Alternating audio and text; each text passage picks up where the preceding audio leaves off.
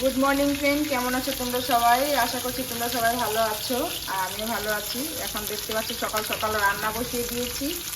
এখানে হবে মাছের ঝোল, এখানে ভেজে রেখেছি মাছ আর পটল, আর এখানে রয়েছে কেটে রেখেছি আলু আর ডাঁটা, এই দিয়ে মাছ রান্না করব।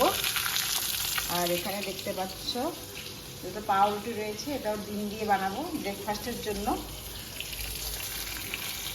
ভাত অলরেডি হয়ে গিয়েছে।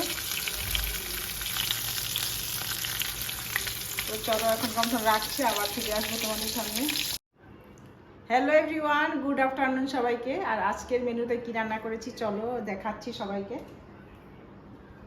তো এই তো হচ্ছে আজকের মেনু। সকালবেলা দেখিয়েছিলাম তোমাদের আমি রান্না করছিলাম যখন, তো সেটাই।